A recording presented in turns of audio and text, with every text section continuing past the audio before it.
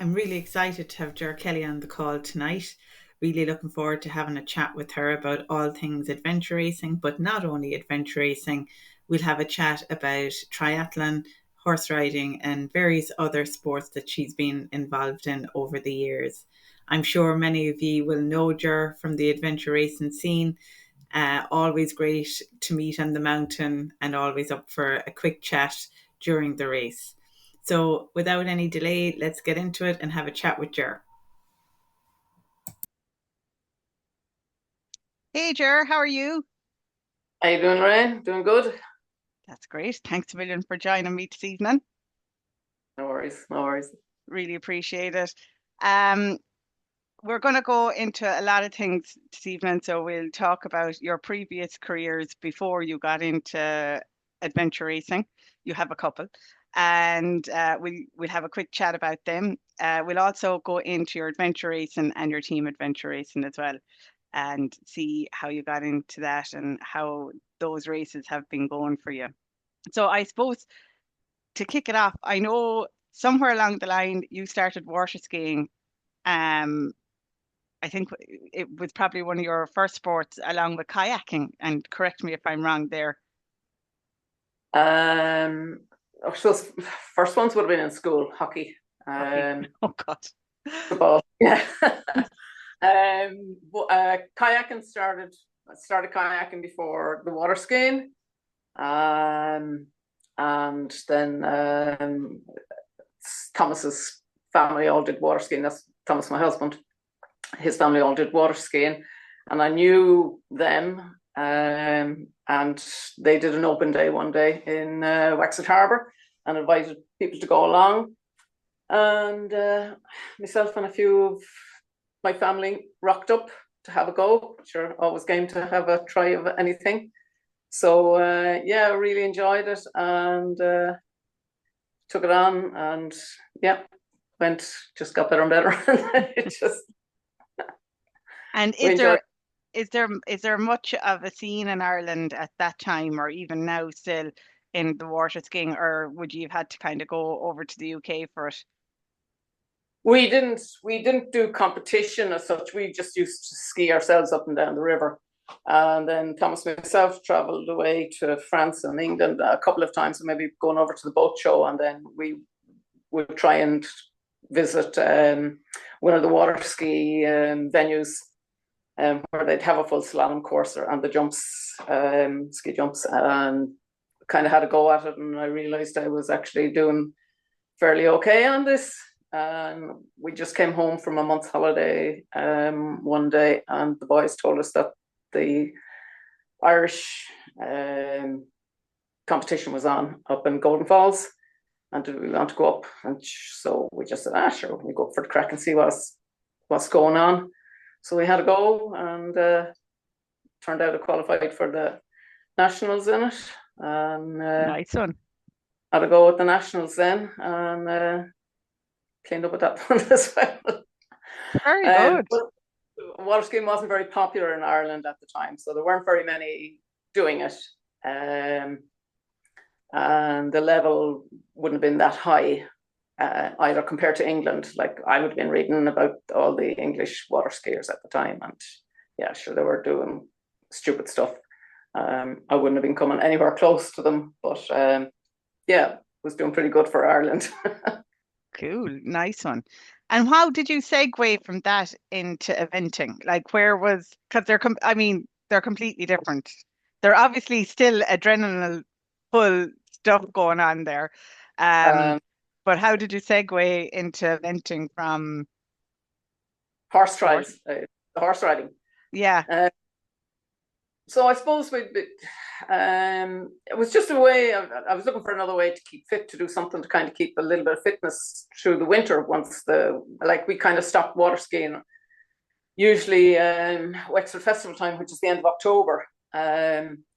We'd stop, we'd put on a display on the quay or whatever there, and then that'd be it until April, I suppose, or Easter would be the first day back out again. So I was just looking for something else to keep me occupied over the winter. And I decided to have a look at, myself and a couple of the sisters decided to go for a couple of Sunday afternoon horse riding trek. And I kind of enjoyed that when I got going on that. And I said, so I looked into having a few lessons, and yeah, I got hooked on that because they had show jumps up there, and well, you know, that's exciting. You get to go fast on the horse, so For sure, for sure. yeah. So it was yeah, another little bit of a buzz there going on that. So I kind of got into that, and I ended up then investing in a horse myself, and it kind of grew and grew from one horse. So I think we had 5 horses here. I had 5 horses going to go here some at one stage. And I suppose then other things started to take over after about 15 or 20 years of that. But like that's a busy stable to have 5 horses on the go, Ger. Like there's a nice bit of work involved in them. They weren't all on the go at the same time. Okay, so fair enough. yeah, so I think the first mare, I think I had to put her in foal. She was prone to a bit of injury, and she was an ex-race horse, so she was prone to a little bit of injury every now and again. So I put her in foal, and got a loan of another horse, and then found another horse myself. So I bought another horse, and then so the first horse I bred, then she was a smasher. Just I don't know, you nicest horse you could come mare, and you could chestnut mare. What can I say? Nice horse. Everybody loves a chestnut mare, but actually this one was actually just a humdinger, and everybody actually did love her, and everybody wanted to ride her. Yeah, loved going to work. You throw her out in the field like for a break after the event season, and she's kind of standing there at the gate looking at you, bring me in, I want to go, I want to jump, I want to do something with you. Yeah. They're great though. They're great personalities, horses. They have a mind of their own too, don't they? Sometimes. Oh, absolutely. Yeah. Bred another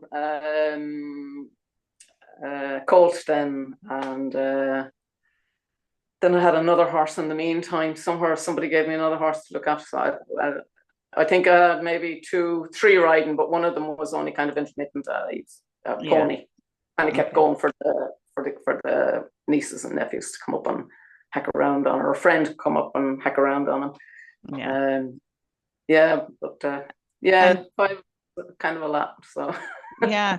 And were you breaking the horses that you bred yourself, Ger, or were you sending them off to be broken? I'd bring them on to a certain stage, and then a neighbour here up the road did a lot of breaking horses, so I'd bring them up to him just for the last little bit. There was one horse now, he said he reckoned he was too heavy for her. He said, oh no, you'll have to get up on her. So yeah, I ended up riding her. Sitting in and riding her. So yeah, that was nice actually. But I'd done a lot of work with her up to that, up to actually, you know, putting saddle on and actually sitting in the saddle and riding her around the arena. Yeah. So yeah, nice. It was nice. So I've kind of, I suppose, done it nearly all the whole way up. But I would have worked with him the days that he would have been working with her. I'd have been up with him, working with him as well in the arena. Yeah. So yeah, it's a tough job breaking horses, but it's very rewarding. Yeah, it's kind of, the whole thing is about, I suppose, not rushing it and just seeing how the horse's reaction. Yeah, some of them are eager, some of them don't like it, some of them are nervous. So you just gotta kind of suss them out and just bide your time with them and do it in their time as such, I suppose. Yeah, for sure. It's one thing that you can't really rush too much, because you don't want to frighten them off either and make things really difficult further down the line for them. But yeah, I mean, it's a nice thing to be able to do. Yeah, for sure. So obviously all the horses. Then you started running. Yeah, I was out for a hack with a friend one day, and she thought we should do this charity beach bog run, obstacle course race. It was called the Beach Bog Run. And I looked at her and I said, well, hold on there now. We do this on the horses? She goes, no. And I said, but there's the word run like at the end of that. And she goes, yeah, I don't run. So she goes, oh yeah, but it's just like going cross country on foot, like with the horses. And I said, you mean we climb ditches and things like that? And climb over and get out of gripes and go up through rivers and stuff. She goes, yeah. And I said, oh, well, I'll have a go at that. It was interesting. Yeah.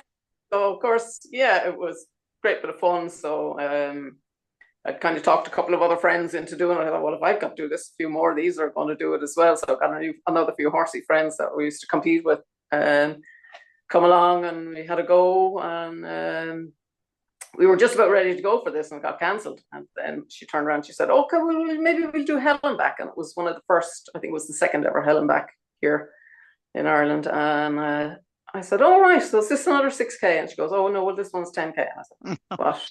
You're kidding. So I said, yeah. Eventually she talked me around. I said, okay, I'll do it. So, and I thought, well, if I've got to do 10K, there's going to be more than two of you guys just doing it with me. So I started talking a few more lads around, and I started building it up, and we started having a bit of crack. And I ended up signing up 52 people for it. Brilliant. The plan was to get 12 so that we could get a group discount. And I suppose then the more we were doing, and in the meantime, we were out here in the forest here behind, and we were crawling through ditches and gripes and dikes and going through knee-deep puddles and waist-deep puddles and ponds and everything just for the crack, just to get ready so we could have a good crack at this and really enjoy it. And more people that saw what we were doing and heard what we were doing, nieces, nephews, brothers, cousins, other lads in the riding clubs, they all wanted to do it. I ended up with a crowd of soccer referees joining and wanting to do it as well.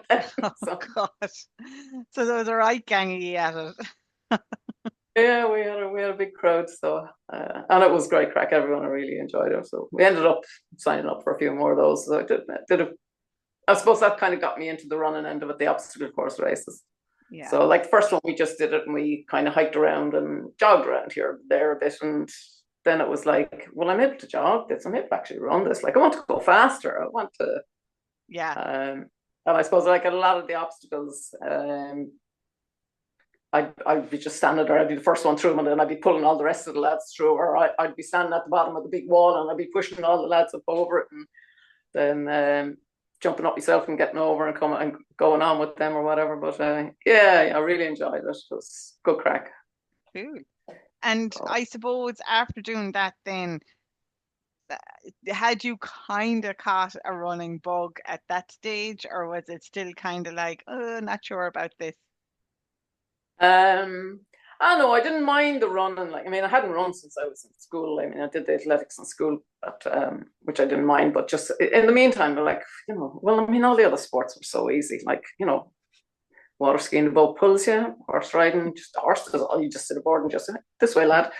And yeah, well, snow skiing, it's all downhill, isn't it? So for sure.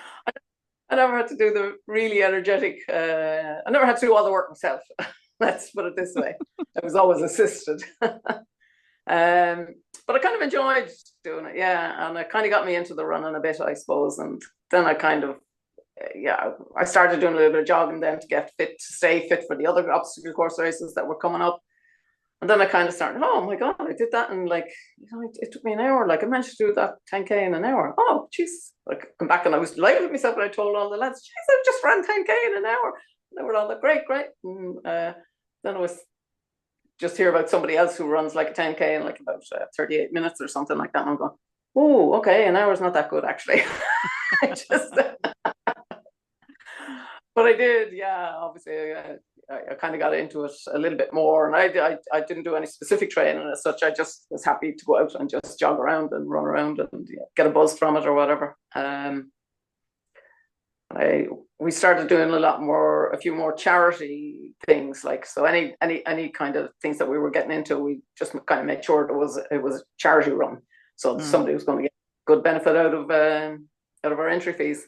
Yeah. So and that kind of led me into triathlon. So I did King of Greystones. It was the first triathlon I ever did, and yeah, that was good, and I really enjoyed it. And then we spotted the Wicklow Adventure Race. I think it was the last, actually, one of those that was run. Was it 2013, maybe 2000? Yeah, it was about 13, then, I think. sure. Oh, Yeah. 2013 or November, something like that. It was winter anyway. And I thought, oh, I'll have a go at one of those. I thought, that looks interesting.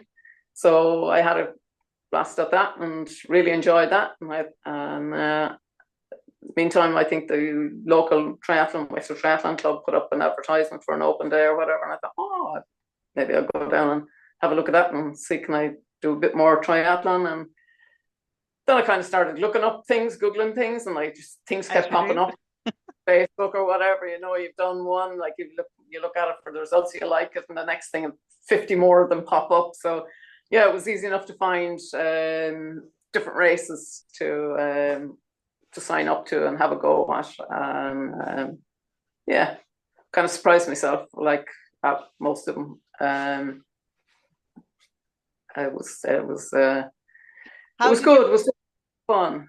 Yeah. And how did you find the training change then? Because obviously going from an obstacle race, from a 10K, and then you're going and you're doing your triathlons, you're with a triathlon club, then things become a little bit more structured, I would imagine.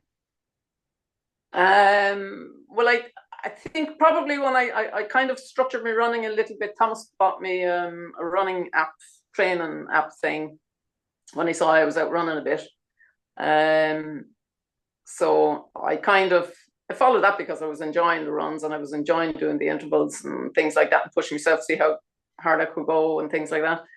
And I kind of, I suppose, yeah, I kind of grew from there. Like I kind of did a bit more, like when I signed up for the for the King of Greystones triathlon, I kind of Googled, well, I knew the distances were going to be, so I kind of trained so I'd know I'd be able to swim the distance and cycle the distance, because I was new to cycling as well. I'd never cycled before. I think I only started cycling the year I did the King of Greystones, 2013. Didn't even have a bike, borrowed somebody's bike, I think. So it was grand. And then just kind of, once you've accomplished the short one, it's kind of, oh, well, I wonder, can I do the next distance? And then when you've done that one, you're kind of looking, oh, well, maybe I'll have a go at the next one, and the next one, and you just keep going longer and longer and longer. Yeah. Then the Ironman hails, hey. So I just keep saying, well, I want to get value for my money, I could be out there suffering for 13 hours or 15 hours or 20 hours, for the same money that I could be out only suffering for like a half hour or an hour. Yeah, for sure. Absolutely. I suppose I suppose side by side between the triathlon and the adventure racing, you kind of managed them definitely for the last few years or longer even. You kind of double jobbed with them. You kind of tipped away at one or whatever. I think maybe last year. Did you do any triathlons this year? I didn't do any last year, and I didn't do any this year, and I wasn't planning to do any more. And then somebody reminded me about Alpe d'Huez, so I'm going to do one next year. Yeah. Who reminded you about Alpe d'Huez? One of the lads from the club, actually. I had kind of looked at it a couple of years ago, and I thought, oh my God, that one looks interesting. Yeah, maybe I'll have a go at that. And I went in and had a look about entering, but it was sold out at the time. And I kind of remembered about it the following year and went and had a look as well, but it was sold out as well the following year. So then I completely forgot about it. But I kind of lost interest in Ironman, and I like all the way along, I've just said adventure racing is so much more fun. There's a kind of a different mentality there. Like I know people are friendly enough, like in triathlon, but that's like before or after the race. Like for an hour before a triathlon race, you can't say hello to anybody because they'll look daggers at you, like, don't talk to me. I'm concentrating here. I'm doing my warm up. I'm doing this. I'm doing that. it's like it's a whole different category to the start line of an adventure race, where just everyone's standing in the pen having the chats and the laughs and the crack. And even throughout the whole race, like you're just laughing and gatching with people and you're having the chats with somebody. Yeah, I mean, something has to take your mind off the misery that you're going through. So I just talk to everybody now when I'm out on an adventure race. Yeah. Like, I think everybody knows you from the adventure racing scene, Ger, because, you know, like you know everyone across the board, which is brilliant. And, you know, people be coming up to you after the races, chatting to you, or while you're racing, you know, it is great. And I do agree with you. I think from triathlon, which is a great sport and everything, but there's a lot more they're a lot more blinkered about what they're doing. I find, you know, it's very much about your time, obviously, and it's the same as that in an adventure race. And you're looking to, if you've done the course before, you're going up Mangerton, you want to try and get up there in a better time than what you might have done it last year. Oh no, hold on there now. No, that doesn't come into it. I just want to survive Mangerton. I just want to get back off it. I don't care how slow or how fast it is. I just want to actually manage to survive it without killing myself on the way up or on the way down. For sure. But I mean, there's a different mentality, you know, between the two. And there's definitely a lot more camaraderie, I think, in the adventure racing, in terms of people racing together, talking. Obviously, when people are running down against you down off a hill, they may not say hello to you because there's just too much concentration. But I mean, generally speaking, there's always a bit of chit chat. In fairness, I think most of them, if you say hello to somebody, they're going to say hello back to you, or they'll give you a word or a wave or something. Like, there's always acknowledgement. Comes up. Yeah, there's always acknowledgement, I think, in the adventure racing, in the adventure racing crew. They mightn't have a breath to say hello, but they'll give you a thumbs up or whatever, or a wave for sure. Like, it always goes on. It's good. And to be fair, Ger, like, you've had some really good seasons in adventure racing. Like, you've podiumed on the national series, I think, in 21. Like, you've had really good races over the seasons. I know in triathlon, and correct me if I'm wrong, you've definitely won your age group and stuff like that. So, like, you've had a really good all-rounder. And I suppose with the adventure racing side of things, being able to podium for the series, I think the year you were there, it was Ellen and Laura, I think, if I'm right. So, I mean, you know, that's a nice one to podium with. You don't complain about being up with two of the greats, you know? Yeah, for sure. I mean, it's brilliant. So I suppose, like, when you're looking at the series that year in particular, so we'll talk about 21, when you're looking at the series, did you know that it was attainable for you kind of at the beginning of the series, that this year might be a good year, or was it halfway through the series you realized, holy cow, I could definitely podium here and hit third on the podium for the series? I don't think I wasn't really aware of the series very much all the way through, and then somebody, I think it was actually Nigel McCord, he actually mentioned it to me at the end of one year. He said, "Oh, you finished 6th on the series," and I said, "What series?"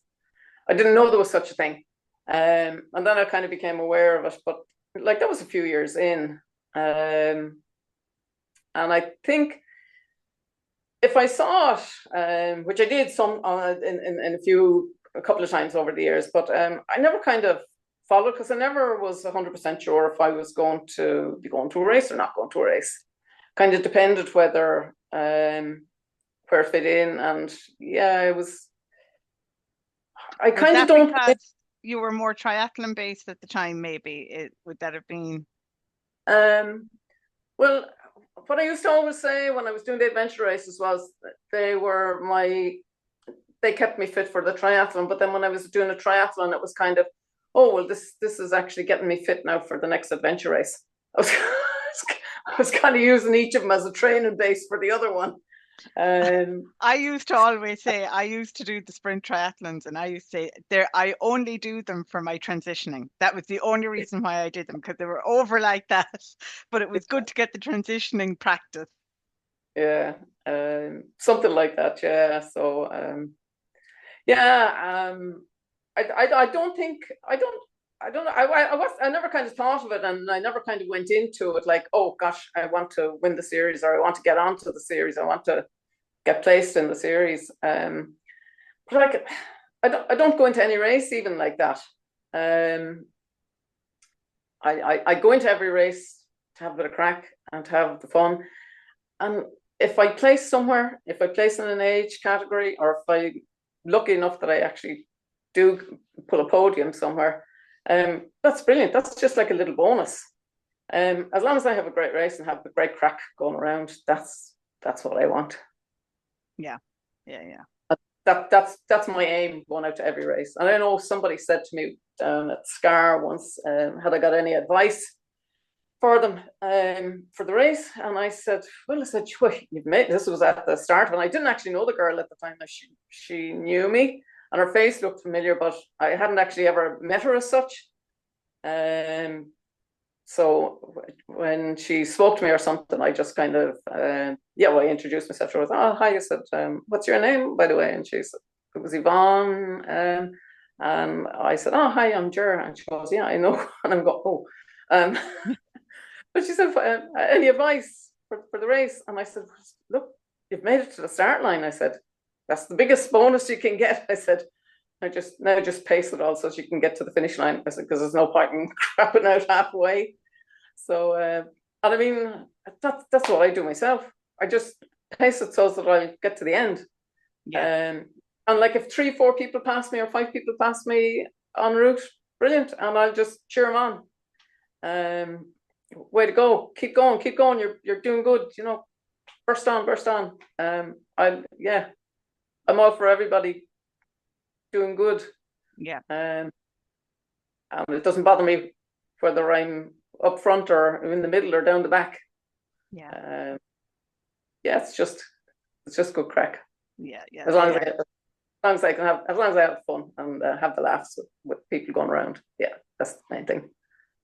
So leaving the triathlon and the adventure racing behind, you then segue nicely into the team adventure racing, which opens up a whole new sphere,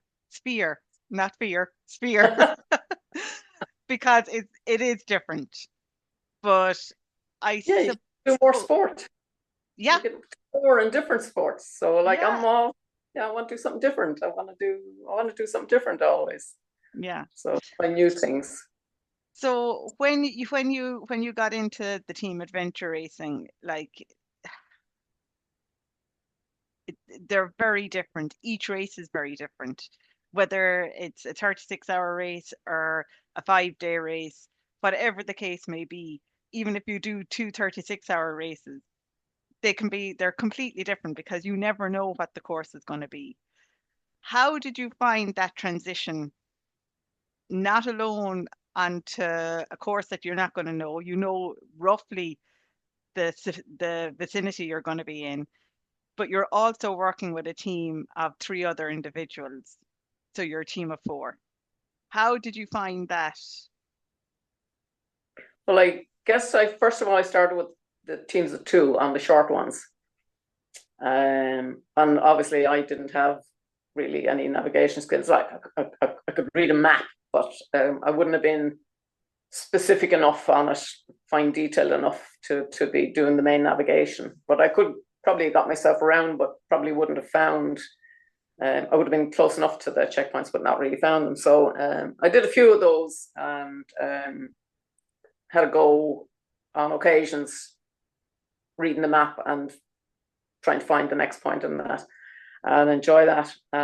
So it wasn't a big thing then moving on to the team of 4. It was good, and I kind of liked the thoughts of not knowing where we were going to be, what the course was going to be, what we were going to be doing until the last minute.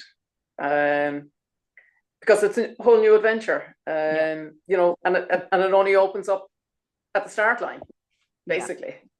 Yeah. So and it's that unknown.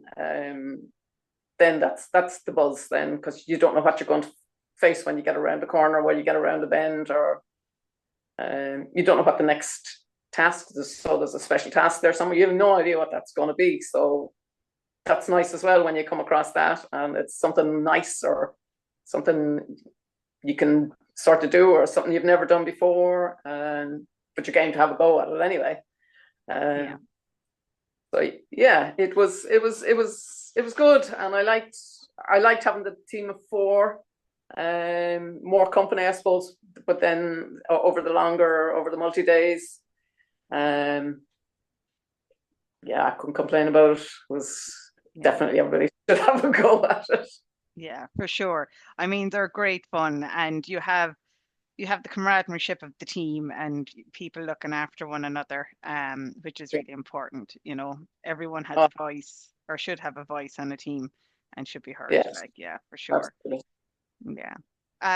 One of the things was you went over and you did Croatia.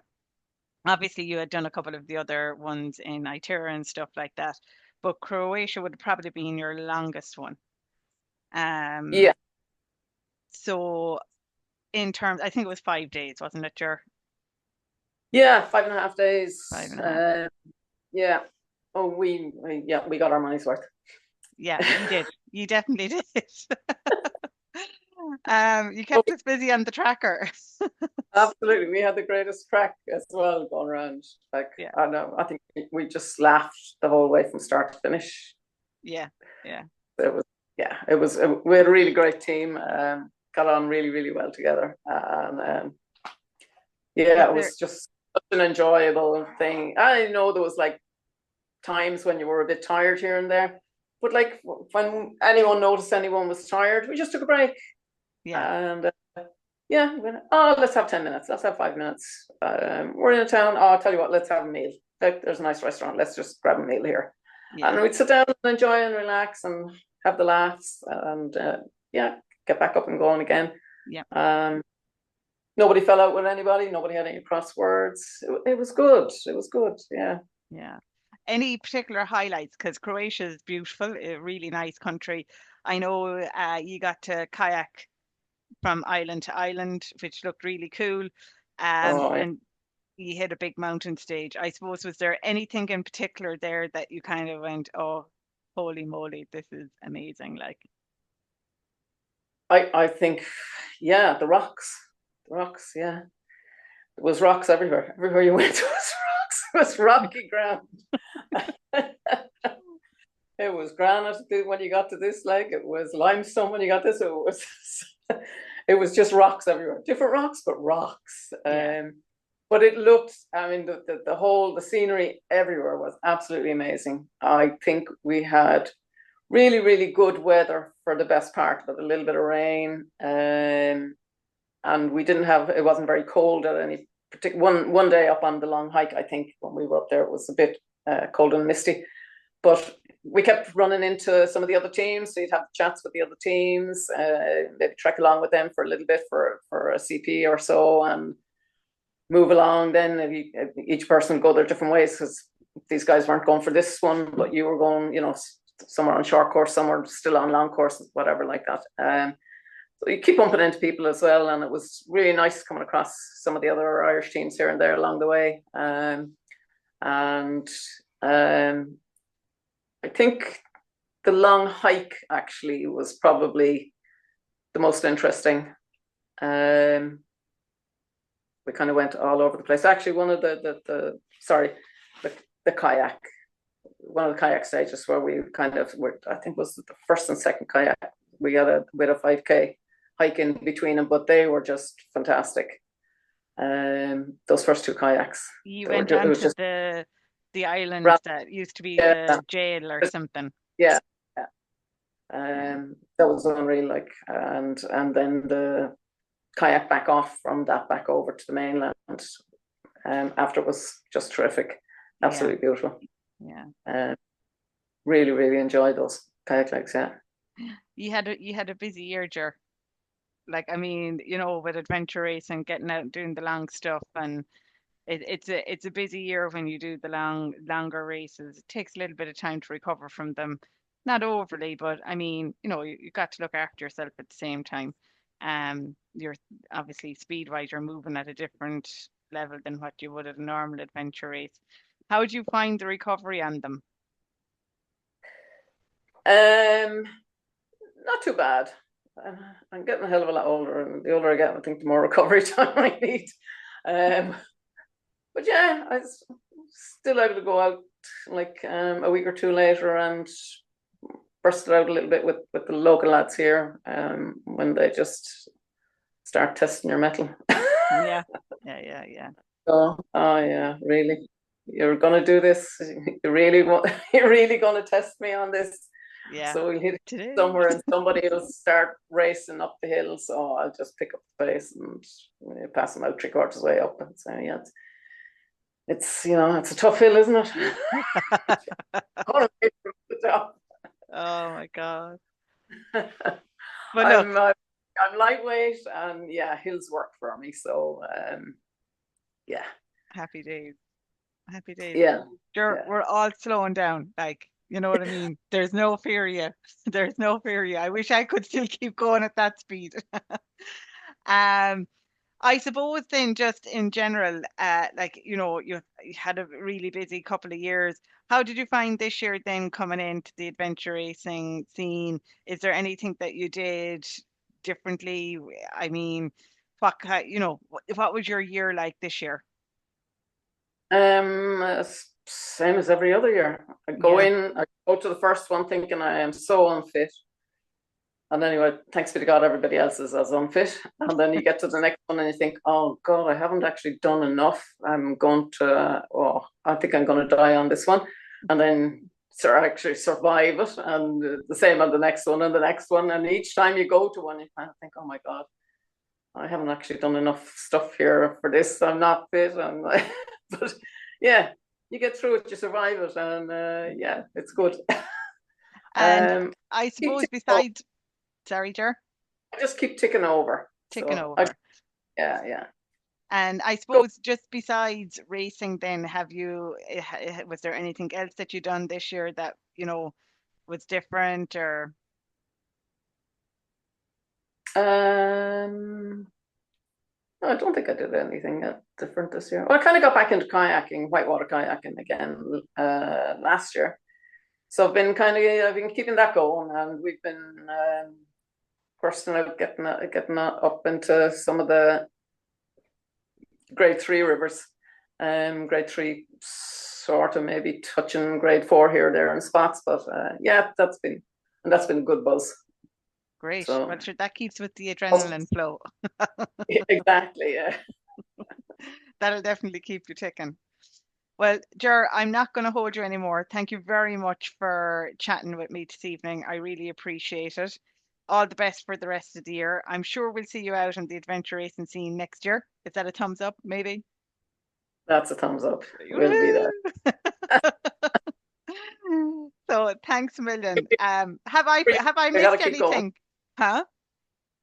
I said they keep giving me free entries. I've got to keep showing up. Oh, you got to keep going. You got to keep. Well, you podium, you get a free entry, like, so you have to go back.